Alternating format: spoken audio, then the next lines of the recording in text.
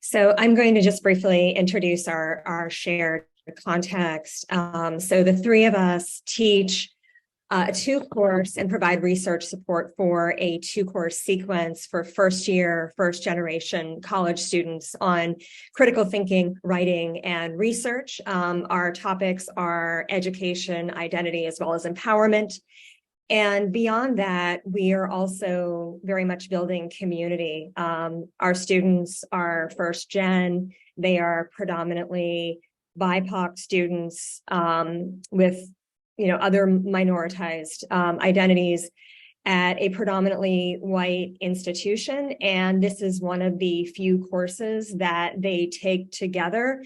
And it's really sort of fundamental to fostering a sense of belonging, not only in our courses, the first year experience, but in the university and in general. A lot of the community that we build, kind of continues throughout the students' academic career. As instructors, we have different approaches and background. My training was in medieval and Renaissance literature. But I think we all kind of share a commitment to cultivating critical consciousness in the Freirean sense. We all work together in the development of teaching and content that centers social justice, anti-racism, and the analysis of intersecting systems of oppression and privilege. We ask students to think about where we see instances of oppression, the factors that shape and perpetuate it, as well as what we can do to interrupt or transform it. We use translingual texts, encourage our students to write in translingual modes, multimedia assignments, and to critically engage and challenge white norms of academic success. In the first part of our sequence, we focus on close reading and analysis, and also on the cultivation of habits of mind, such as curiosity, creativity, and metacognition. Students write essays. Sometimes we have them do podcasts and video assignments. In the second part of the sequence, we focus more fully on information literacy, the research process. Students will present their research projects in process at a LEAD symposium, which is a research symposium where they present to other first-year LEAD students as well as to other members of our community.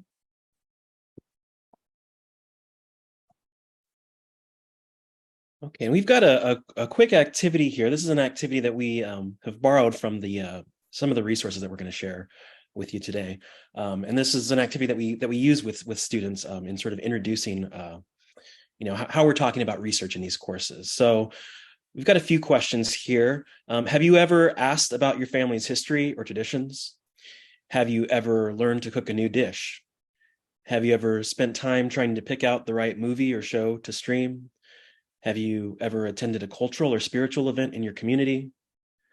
Have you ever gathered information just to solve a problem or make a decision about something? And in doing those things, where did you look for information? What did you learn? I'll invite folks maybe just to share in the chat, maybe take about just a couple of minutes here and share your responses to some of those questions. So, in sort of pursuing these problems that crop up in our lives every day, where do we go?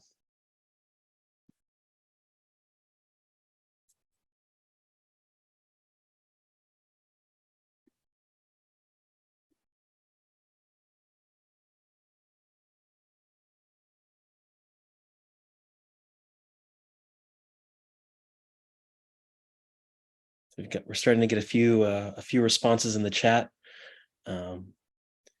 Kimberly says that they've interviewed and videotaped their grandfather and mother on their immigration experience. So family is an important source of information. Nicole also says, my uncle, a family genealogist, important source of information. Andrew says, for cooking, YouTube is a good first go-to. Nicole says, Google is an important resource. Andrea talks about family history as an ongoing conversation with elders, always telling stories around the dinner table and while cooking. Heather, similarly with family history, their mom, cooking, YouTube, finding the right movie, scrolling through an interface. I assume that that's like Netflix or the HBO interface, or whatever streaming services you may have, or cable even. So we got a lot of good responses, and kind of notably, none of these are really academic publications, right? So there's a lot of everyday problems that we solve by turning to the people around us, by consulting the resources around us, and that sort of thing. And sort of the purpose of this activity in our classes is to demystify research, and demonstrate that it is something that we use in our lives to solve kind of everyday problems, and also to emphasize the fact that the folks around you, the people that are often very expert in communicating some of the answers to the problems that we have in our lives. Okay. So I'm going to talk a little bit about my motivation in relation to teaching, but also related to research justice. And I think it kind of goes back to something that's really central to my philosophy of teaching, which really comes from Geneva Gay's Culturally Responsive Teaching, her 2010 book, where she talks about the relationship between teachers and students as, we are partners in the quest for learning. My pedagogy, my teaching is, an ongoing process and is really very much informed by and inspired by my students. I often tell them that, I am learning with and from them every day. And when I'm developing courses, it's very important for me that students see themselves. They see people who share their identities on the syllabus, and that these identities are positioned as experts. Because I think when we are analyzing systems of privilege and oppression, it's very easy to develop these kind of deficit models. And so it's very important to sort of think about where our expertise is coming from and, whose knowledge we are prioritizing and privileging in our classroom. One of the first things that I have students read really on the first day is Viet Thanh Nguyen's America, Say My Name, which is all about American identity and naming. And I had a student write to me saying that this was the first time that she got to read a writer who shared her identity and how much that meant. And the assignments that I tend to create have something in common, which is that they invite students to draw on their prior learning and experiences, their cultural and linguistic practices as knowledge assets and as ways of knowing. When students bring their authentic selves into the classroom, this is really fundamental to the work that they do as thinkers, as writers, designers, and researchers. Some of the assignments that I use, for instance, one is around linguistic identity, where I ask students to read different texts related to linguistic justice from Latinx, Black, and Asian perspectives, and then for students to write about their own experience with language. And for some students who say, well, I'm monolingual, we kind of break that down. I say, yes, I'm from Western Pennsylvania. I grew up speaking English, but I actually grew up speaking a dialect called Western, it's a Western Pennsylvania English, like we say yins for you all and things like that. And the point of it is just to sort of emphasize that language is not homogenous. And there's this kind of myth around standard English. And it's really important in an English class, to kind of problematize that a bit and open up the way for other kinds of linguistic practices. And we have another assignment where we have students, read works that are written by other first-gen writers and think about some of the topics they raise. And as part of their rhetorical analysis of these writers, thinking about the strategies that they use, they also get to respond in the form of a podcast to that set of ideas and think about how they can enter, these critical conversations as well, that they have, something that's really important to contribute. I have an assignment on music and social justice where students, take a music that interests them, and we share really throughout the class. And students have, expertise in music. One student was really interested in a band called, Mexican group called Los Tigres del Norte, and she got to bring her expertise on the corrido tradition and how that was very much important to their family. And one thing that I've found is that when students are really bringing aspects of themselves, their identities into the classroom, they're more invested and they sort of see, new possibilities for their writing and expertise. And I just wanted to share, some examples from students' narrative anonymous evaluations on the next slide that have kind of really, helped to motivate me further to think about, how I can continue to sort of build on these processes, especially when I think about the kind of work that they will do in the second part of the sequence where they are engaging with certain kinds of expertise and how I'm going to help them to think about certain hierarchies of knowledge and how we can disrupt that. As one student wrote, I learned that I am capable of telling my own story while also being analytical. It was really rewarding to take the time to write meaningful essays while maintaining a sense of scholarship within my writing. I think this allowed me to understand that writing doesn't have to be impersonal. There are ways in which we can write formally without having to separate ourselves from the writing. This was really important to me because in all my previous English classes, I have always felt the need to step back from myself in order to write A-level essays.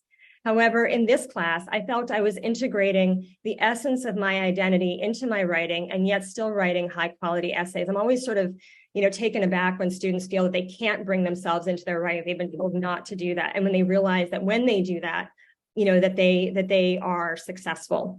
I learned that my experience has value because it can give insight to people as to how we can further improve society, recognizing their expertise here.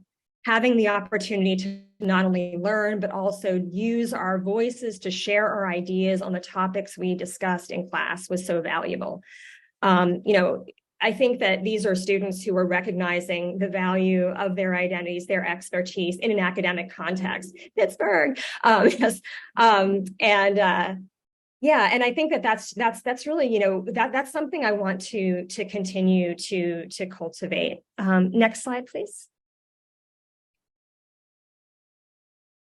And so I think this has kind of motivated some questions that I want to ask, thinking about information literacy and teaching students to, really engage in the research process in our courses. What kinds of expertise and authority do we expect students to engage with in their writing and research? How does bias, structural inequality, and white language supremacy shape who defines and controls the production of knowledge? And what frameworks and methodologies can we use to address these issues and promote critical thinking, equity, and justice in the research process? What does it mean to teach information literacy and research in a way that is culturally responsive, socially just, and that centers anti-racist commitments and outcomes? And I'm going to turn this over to my colleague, who's going to introduce a framework that is, in part, I think, our answer to some of these questions. Yeah, so I'd like to just share this research justice framework. You can see if you've got the slideshow, there should be a link to it. I'm not, hopefully the link is shareable. People are able to access the underlying file, but if not, I can share that again from a different location. So there's this research justice framework. I was originally, I think, first exposed to it through Mara, and I know Mara had conversations with a lot of folks at our institution, librarians. I believe Andrew, who I think is on this call, has also worked with this framework. But what it is, it's a framework for community-driven research projects. And as they say, it helps debunk the myth that expertise is limited to formal education, or that it's a skill reserved for an advantaged few. Some of the other aspects of this framework that I think are especially important for what Mara and I have been trying to do in this course is that it seeks to amplify voices from marginalized communities. It encourages folks undertaking research to see those communities as experts and to reclaim all the forms of knowledge and information that exist, that reside within those communities. A lot of times in our sort of research traditions, the expertise that those communities has to be kind of attenuated through academic methods, through academic processes, rather than sort of directly consulting those communities as experts about themselves.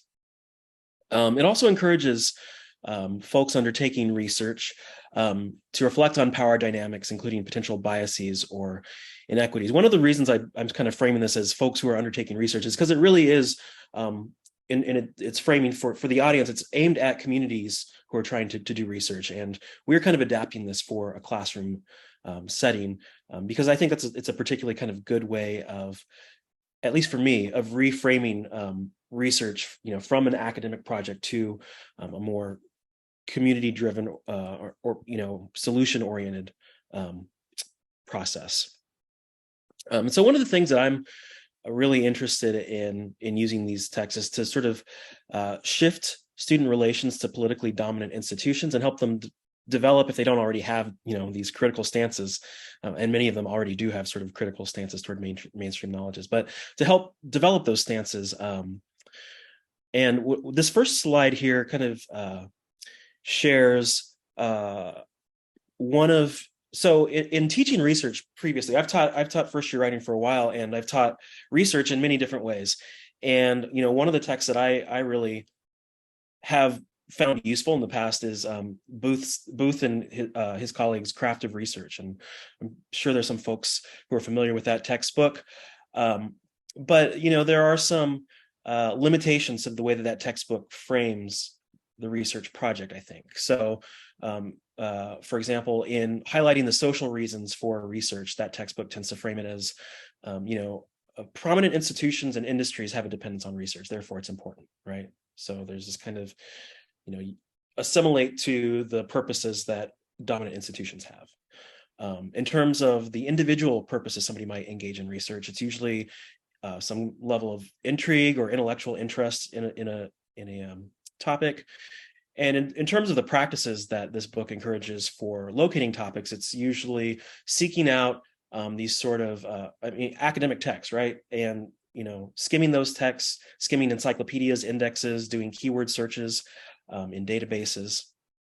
And there's a few sort of examples there. So it's very oriented toward, I guess, privileging academic and institutional knowledges. And that's one of the things that this research justice framework kind of helps disrupt a little bit.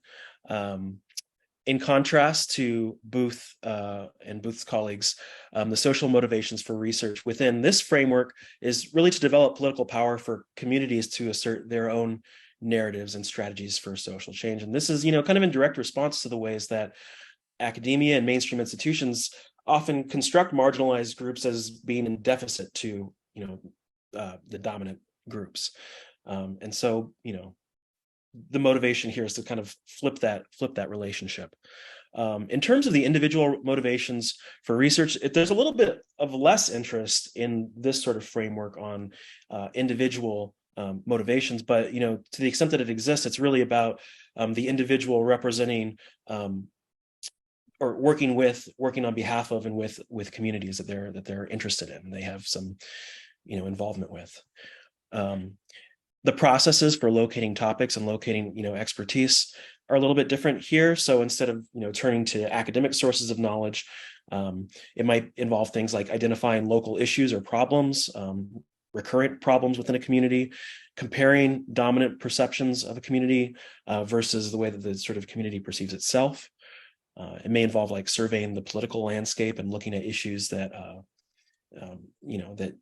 that communities have some interest in, or the individual, they have some interest in. And then identifying sources of community expertise, including elders, neighbors, friends, and family, some of the folks that actually came up in our earlier activity, as well as sources of cultural knowledge like songs and dances and ceremonies, festivals.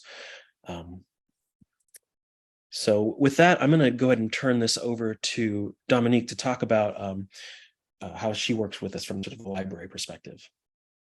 Thanks, Matt. So in collaboration with Mara's Critical Thinking and Writing 2 course, she expressed that she wanted to dive into research justice.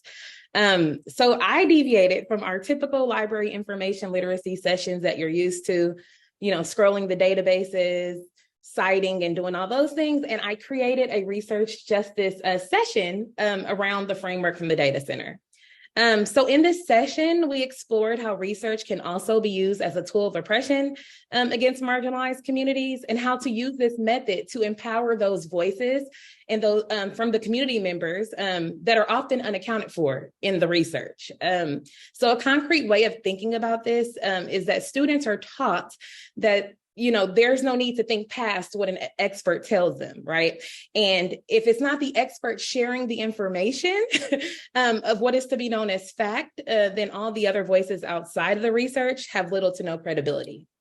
I'll spend a few minutes to talk about how this is presented in a library session. This is just a general overview. If anyone is interested at the end of our session of looking at the actual slides that I put together for Mara's class, feel free to just let me know in the chat.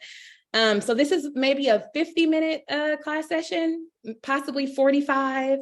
I try to make sure that I give them time to workshop some of the sources that they'll be looking for, or thinking about how they're going to be using this framework for their projects. So we begin by talking about what is research. And it's always interesting to hear students and their own definitions of what research is.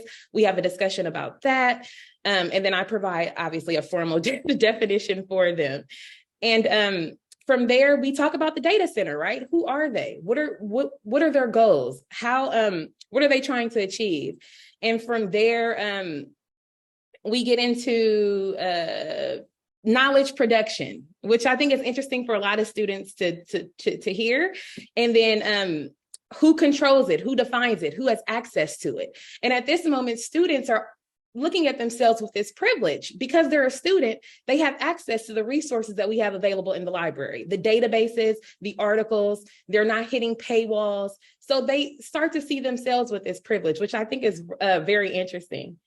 And from there, students are often wondering, okay, Dominique, how is this going to support our research project and our papers? And so we talk about using this framework as a way to, gather this research from your communities and to highlight their own expertise. And this is just not you going to, ask someone in your family or someone in your community a question. No, it's about using tools that are available to you that will not only help you to gather this information ethically and also effectively. So making sure that you understand, the context around using those surveys, conducting interviews, focus groups, and all those things. And one of the moments in the session that I find to be very impactful is our discussion around research oppression. And like Mara mentioned, we're dealing with first-generation students, BIPOC students, who often come into these institutions and they're feeling imposter syndrome, right? Or they're feeling that, I'm not coming in with any knowledge. Yes, my grandmother, she immigrated from this country, but how can I use her voice in my research, right? So we talk about that. We talk about the political power that institutions hold, mainstream knowledge, the facts, the experts. And then we talk about what the communities possess, their expertise. And that's usually centered around, like Matt mentioned, the traditions, the spiritual beliefs, the recipes, like mentioned in our activity. And so when we're doing this, we're discussing also peer-reviewed articles and how reliable and credible and authoritative that those articles are, and how you can still find that same credibility and reliability within your community, right? So this framework is not to offset and not to have this debate that peer-reviewed articles have no substance. No, this is also saying utilize the peer-reviewed articles while also, using those voices to amplify in the communities, and which helps to equal the playing field in a sense, right? Because now you're using what the scholarly research has, and you're also using what, you're going to do to support your research paper and your project. You're bringing all that together, and that just, it's awesome to see. So overall, the goal for students is to incorporate the research justice method and how they view and use information, right? So it's understanding that, these different knowledges, they're out there. And also, just to think of them critically and to use them. I think that's the whole point of this, that we were trying to get through to the students in Mara's class. It's, you have a project that you'll be going out and, you'll be using your communities, nonprofit organizations, et cetera. And you don't have to feel scared. You don't have to be scared to do that research. You can conduct that research and feel empowered that you're doing so, and you're utilizing the tools from the data centers framework. And then also, I would just want to end here because I can talk about this forever. I'm so happy that Mara pulled me into this because it's eye-opening for me. Andrew mentioned in a prior presentation earlier today that this is not something that's often discussed even in our own American Library Association, our frameworks and our Association of College and Research Libraries standards, frameworks, and all that. So for me, it's exciting because I know that, opening students up to this, it empowers them, right? Especially students of color. I know how that feels. So when we go through these sessions, I can also share that feeling with them. So if anyone wants to reach out and they want to see how, all the sides to my session, feel free just to let me know in the chat. And I will pass it now to Mara to discuss citation.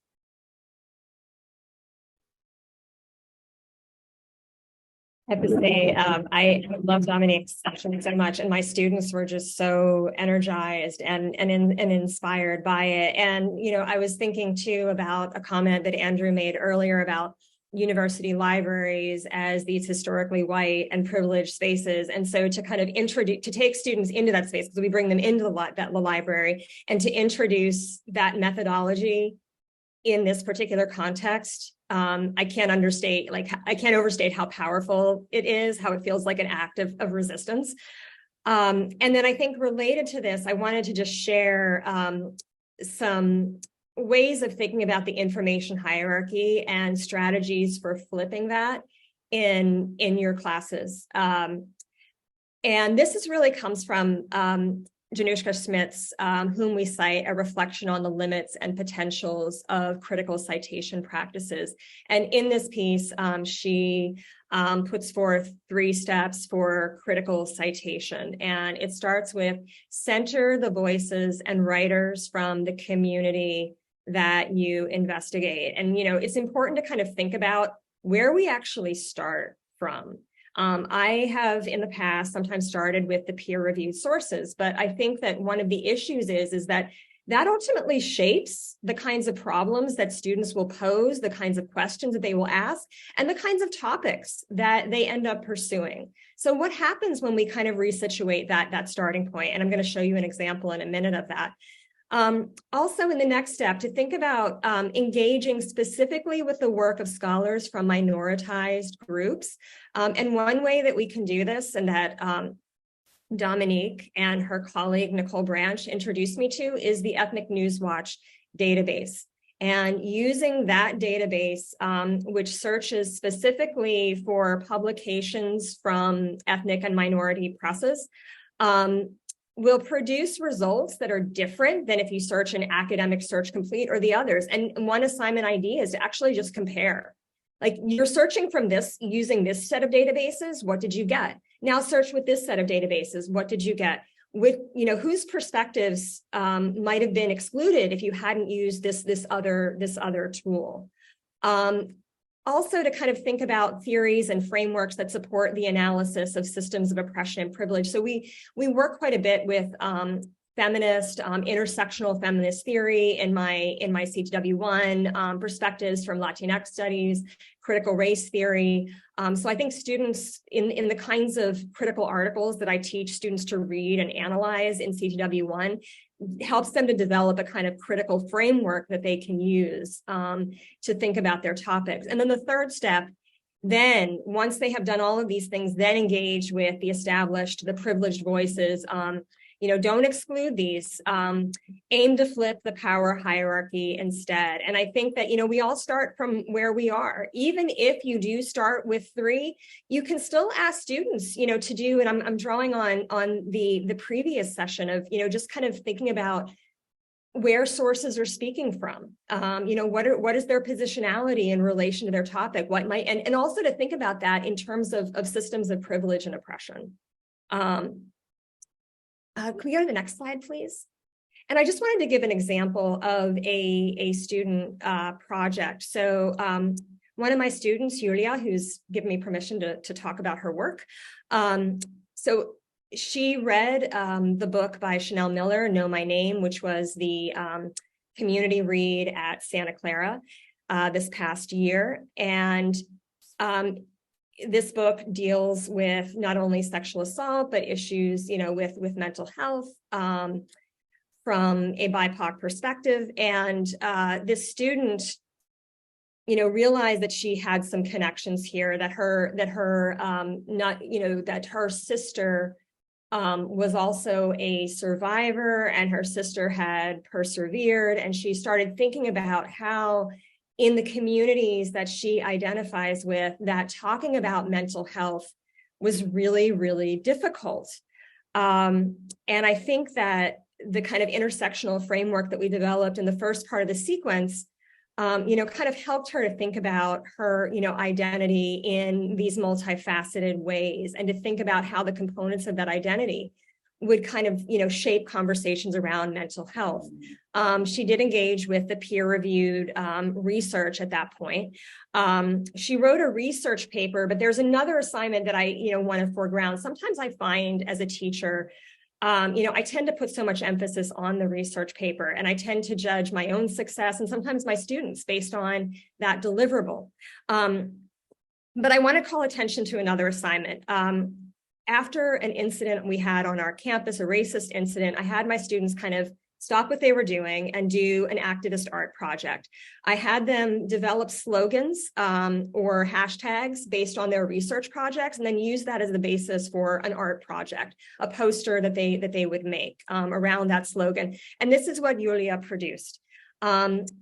She then entered this work into an art contest at the library related to the community read, and her work was selected to be displayed in the library as part of this exhibit related to the book. And she gave a presentation at the opening exhibit where she talked about, her research and her motivation around this. And thinking once again about the university library as, this historically white privileged space with a lot of gatekeeping, I thought that this exhibit was another important way of kind of reimagining this space and the kinds of work that would be displayed there, the kinds of knowledge creation and practices that could be displayed there, the inclusion of student work and voices.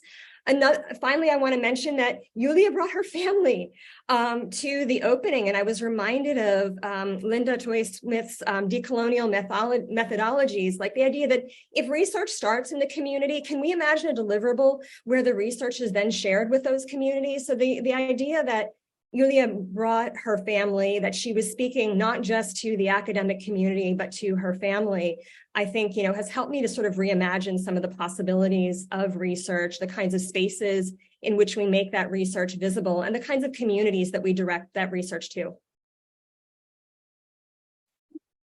I also just wanted to share kind of a narrative about a student in my class and how they kind of engage with this process, just to, I guess, make it a little bit more concrete what this looks like when we use this framework. And so this student elected to focus their research on the U.S. immigration system because, this is a system that impacts their communities. It impacts their friends, family, both directly and indirectly.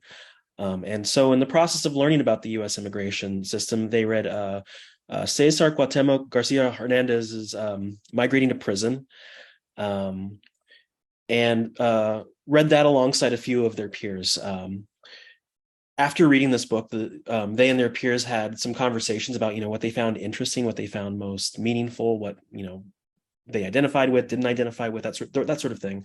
And the sort of topics that really came up in their conversations were immigrant access to resources, stigmas in representations of immigrants, and learning more just about the reform of the immigration system. Like, what are the challenges, what is possible?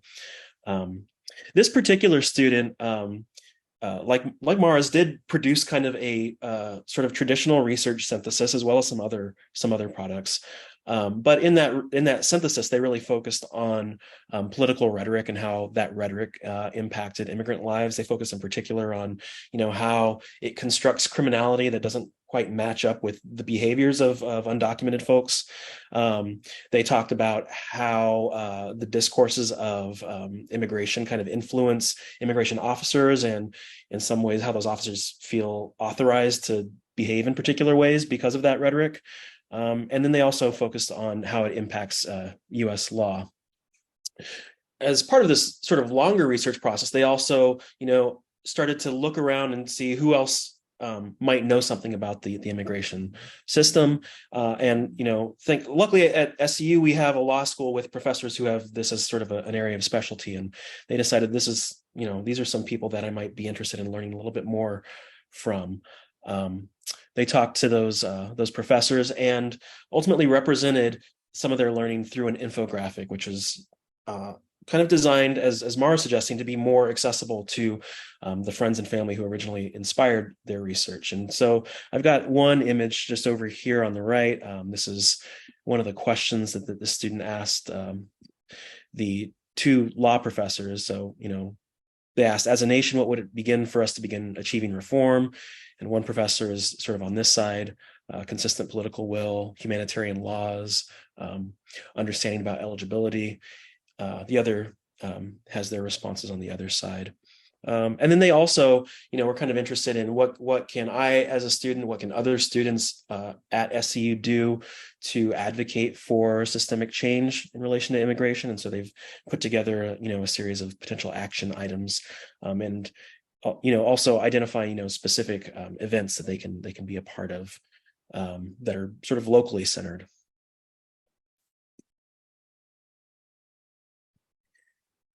Okay.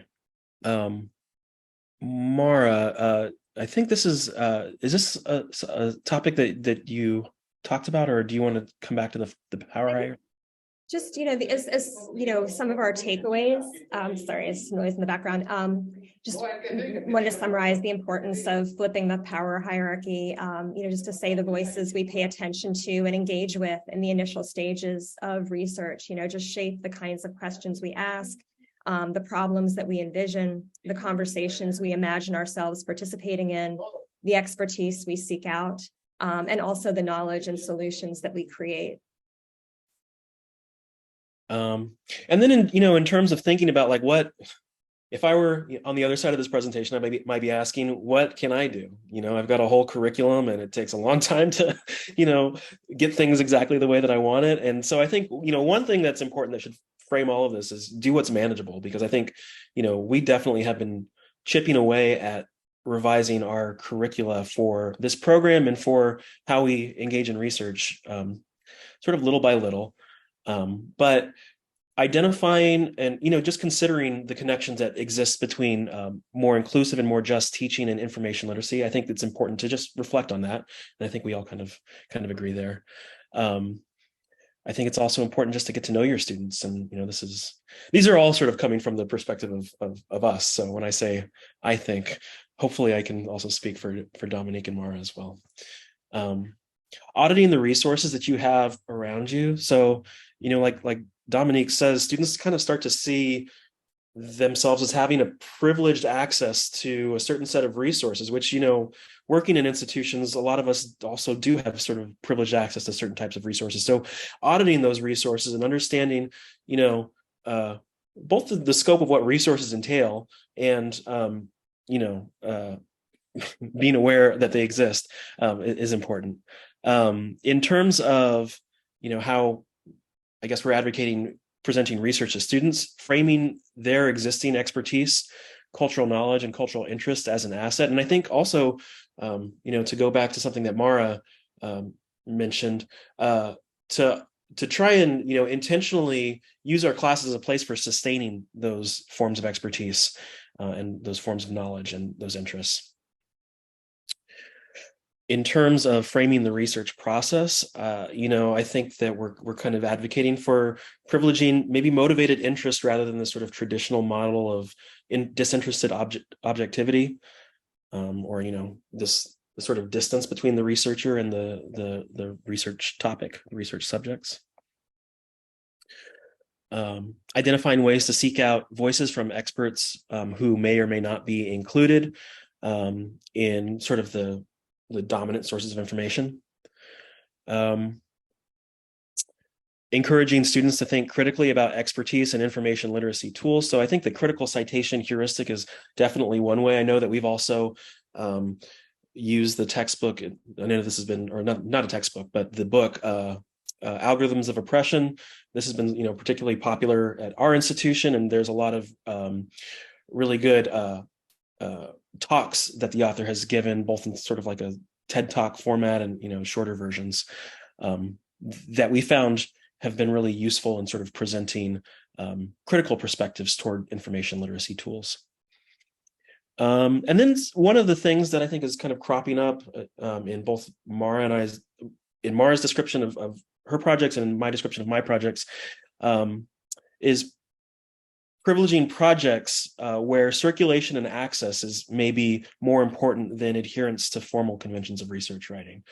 So I think progressively I've become less interested in students being able to reproduce a good-looking research paper and more interested in representing that information in a way that's going to be accessible and meaningful to the people who are most impacted by that knowledge. So those, I guess, are some recommendations that we would have, but we do want to open it up for discussion at this point. And so we have a number of questions here. I don't know. Yeah, so are there resources that folks have that they'd like to share or discuss? When you teach research, how do you do it? What are the goals of research for you? What should students accomplish through their research? How are students able to develop and build on their expertise? What counts as authority in your classes when you ask students to engage with research? How do you define authority? What counts as a credible source? How do you ask students to develop research questions? What kinds of literature and voices do you ask them to engage with? Are there ways that you can imagine using research justice or critical citation? And so it may be helpful just to write for a moment here, or if somebody's immediately able to answer these right now,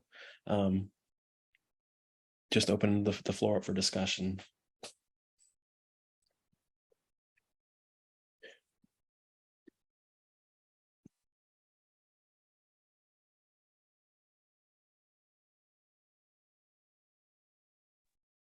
Do you want people to raise their hands or put things in the chat for you?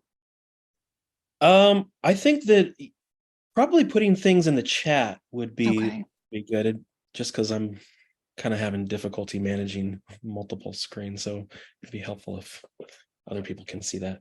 So Brenda mentions the Data Feminism textbook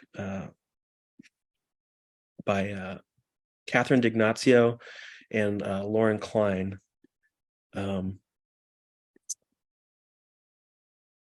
Brenda, how have you used that text in class, or have you used it? Or yeah, I have a week that we talk about citation and some of the way. I was really excited by your talk because these are some of the things that I've been starting to try to incorporate into my classes. And so we have a week that we do different types of readings, and I really try to get students beyond the whole just their sort of obsession with MLA and APA and just finding things in the library database and uncritical. So I have some reading on feminist citation practices and things like that. And then as part of it, I think I have them read a portion. I can't remember which chapter, but a portion of the Data Feminism. I'd have to look up which chapter it is, but I like that it's free. And I also like the fact that it's not just about citation, but is asking them to think about really how we gather data, how we represent data. And so it complicates that, those issues for them in ways that just go beyond just this sort of uncritical acceptance that if there's data, therefore we should trust it. And so ultimately, I want them to think a lot also about who's being included and excluded. I don't know if you know Dawn Stahura. I don't know if they're still there, but they were at Salem State, and they put together a whole framework called ACT UP that was thinking about, sort of an alternative to the CRAP test and SIFT and things like that. But yeah, so I want my students to be thinking about whose voices are left out and, things like that. So yeah, I was really excited by your talk. Thank you very much. But yeah, the Data Feminism is nice because there's the PDF available online free. And then that OER text is nice because it's really short and readable. And it's divided into lots of little chapters. So it's easy to like insert into little places without overwhelming them. Data feminism is obviously much more academic. So I wanted them to have like exposure to it without, reading everything. Looks like we got a few other resources that folks are sharing in the chat from Dan and from Joy. Dan or Joy, do you want to talk about any of those, or? I can quickly share about mine. This is a textbook that Jolie and I developed a few years back, and kind of similar to my presentation yesterday. Chapter 1 is all about learning and learning about your own learning styles, and then really connected with what you were talking about identity, and thinking about, drawing on resources from their own communities and all the cultural wealth that they bring to our classrooms, as well as using that to develop research questions. So it goes through the chapter 1 learning, chapter 2 reading, chapter 3 writing, and then chapter 4 rhetorical. Finally gets into research in chapter 5 as kind of the culmination of all of that, but really personally based inquiry questions, and really personally invested topics. So. Joy, no, go ahead. I'll just say that I'm always prompting students. This is very useful because you're giving me a lot of additional voices and research, even just vocabulary, key terms to use with students in my constant push to have them recognize that everything is a source, and to be very particular and critical about giving voice to their sources. Not just subsuming them all into their own knowledge, but also, and doing the work of attribution, but also thinking critically about what is expertise and what are they valuing and weighing in different contexts, and why, and delivering that, really doing that critical work and putting it down on the page for us. So these are very useful resources. This is just one where I have them really look at, they're in this particular establishment with a historic way and reasons why we cite the way we do, that has excluded many voices. And so this is just one example of that even. It was shocking to me that this was really not a convention until so recently. And so they have a very rich conversation about that. And I think it helps them to acknowledge that everything is a source. That's awesome. Thank you for sharing. I think it's just important to note that, this can be overwhelming work on top of everything else that you're doing for your students. And so trying to find those partnerships, across your campus, reaching out to a librarian. I was so excited to work with Mara, around this. And it's just finding ways to plant little seeds, because everything cannot be figured out in one class session or one quarter or one semester. So just introducing our students to the other resources that are out there, allows them to continue to actively learn and, be more critical about what, the information that they're finding and what they're using.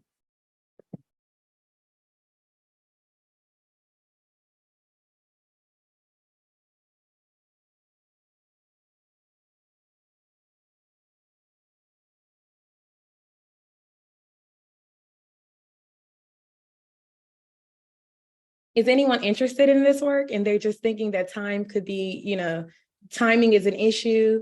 Is this something that possibly you've been considering in the past? And, we're just sharing what we're doing at Santa Clara. Is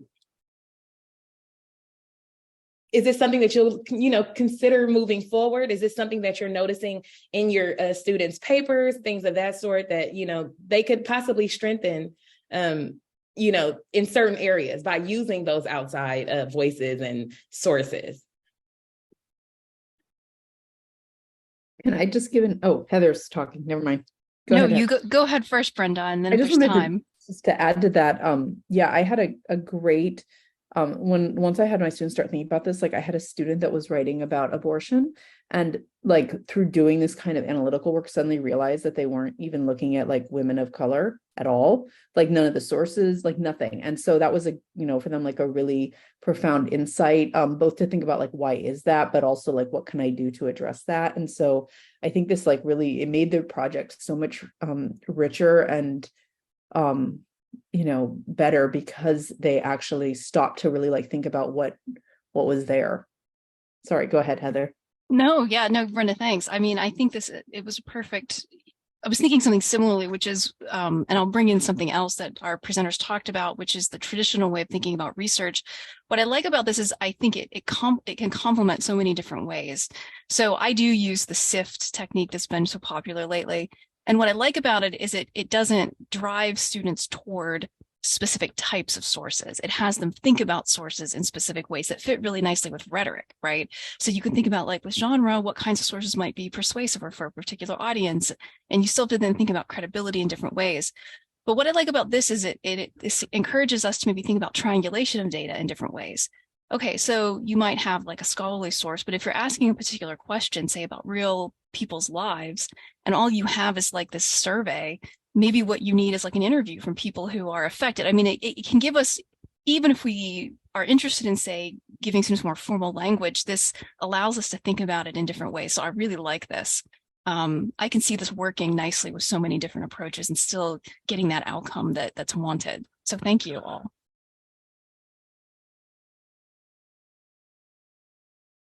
We still have 6 minutes left.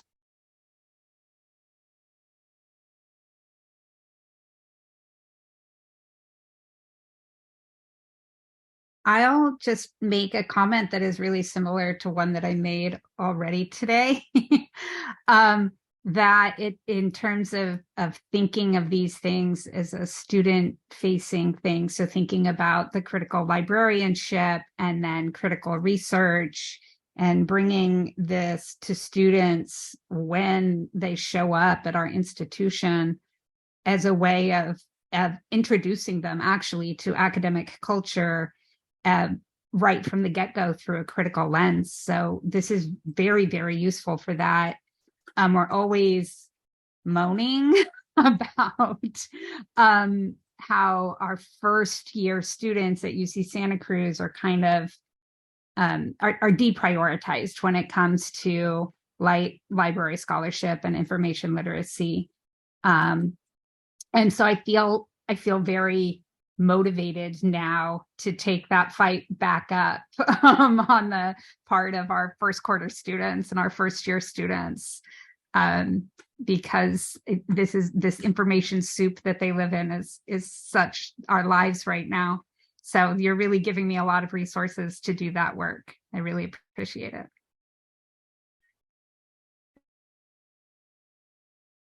One thing I just wanted to mention is that, one of the challenges, I think, of for students to, do the kind of research to understand issues on our campus, issues around racial justice, is just, institutional memory, but also we have a multicultural student center that had a website that was kind of documenting certain different movements, but it was a completely separate website that not many people knew about. But now we have within the library's website and special collections a guide to BIPOC student activism as an archival resource. I know Dominique is working on this.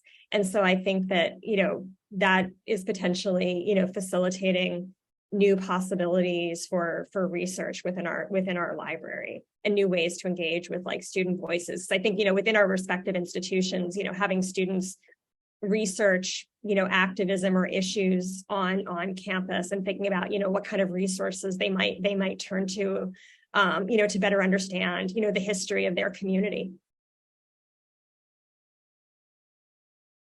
Oh yeah, and there's a link to this in the additional resources slide. Yeah, you may have seen me just sort of skimming through it on the shared screen. I'm going to actually go ahead and stop screen sharing so I can see everybody. That's great. We have just about 2 more minutes left if there are questions or comments.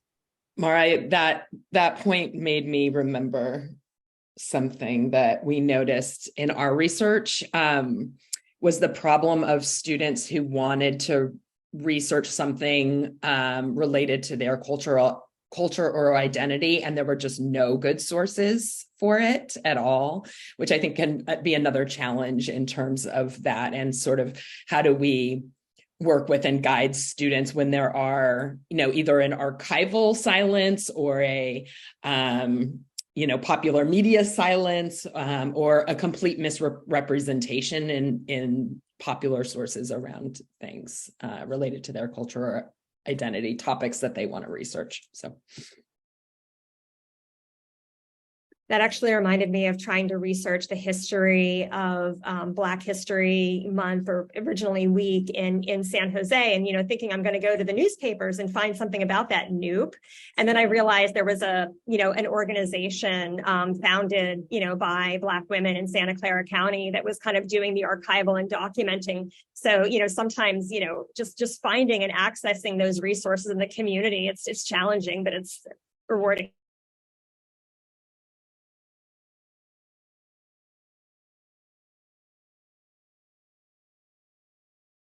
Anyone who want to give us our last thought? We have 55 seconds according to my timer.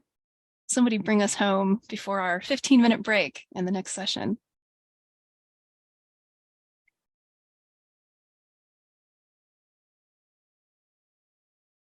Well, I will, I guess, do that.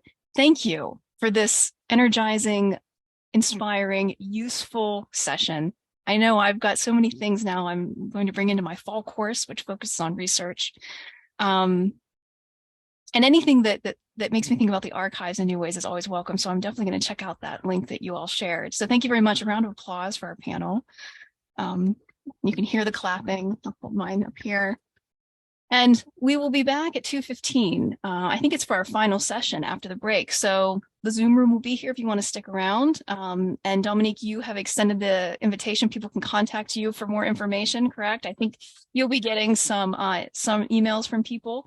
But take a break, come back, and join us for our final session of the day.